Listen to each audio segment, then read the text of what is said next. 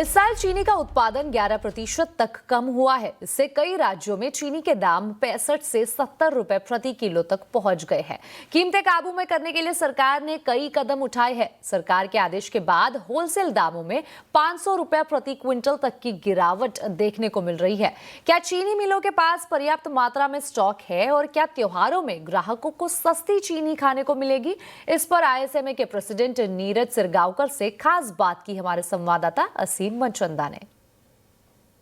हमारे साथ इस वक्त इस्मा के प्रेसिडेंट है। सर, सबसे पहले तो चीनी की कीमतों पे ही जानना चाहेंगे, क्या स्टॉक सफिशिएंट है, फिर क्यों कीमतें बढ़ रही हैं? हमने अभी बोल दिया कॉन्फ्रेंस में कि there is sufficient stock in the country and all the measures which have been taken by the government are protectionist measures as a buffer to ensure that there is no problem during the festival season, and there is sufficient stocks. There is surplus sugar also available right up to the end of October, November. And the mills will also start in the mid of October. There is a special season going on right now in the south, due to which sugar is coming from there, and the several measures which have taken are also helping. Import of sugar also has been announced.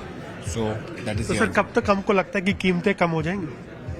अभी ये तो हम immediately बता नहीं सकते, लेकिन ये सब मेजर्स लेने के बाद अभी आप 2-3 दिन में देख रहे हैं कि ऑलरेडी कीमतें थोड़ी कमी आ गई। We are confident that with all these measures taken and all these steps happening, the prices will definitely correct and go back to where we should see them. अच्छा, अभी इंटरनेशनल प्राइसेस शुगर के काफी high है। आपको लगता है कि raw sugar import करना एक वायबल ऑप्शन होगा? अभी तो रॉ शुगर इंपोर्ट करना वायबल ऑप्शन है given the current prices, and अभी जो चालू हो रहे टेंडर वहाँ से पता चलेगा। I think lot of people will bid for that and the prices currently are viable. Government has allowed that not only for the coastal refiners but also for those who want to do melting of the sugar and sell it up in the domestic market. तो उसकी संभावना अच्छी है. अच्छा, एक खासतौर पे कह जा रहा है कि एथनॉल के लिए डाइवर्शन काफी ज्यादा हुआ, 30 लाख टन के आसपास हुआ, जिसकी वजह से कीमतें बढ़ी चीनी की? नहीं सर, वो तो इथेनॉल का जो डाइवर्जन अगले उसके पहले सालों में उससे भी ज्यादा हुआ था. अभी 25% कम हुआ है.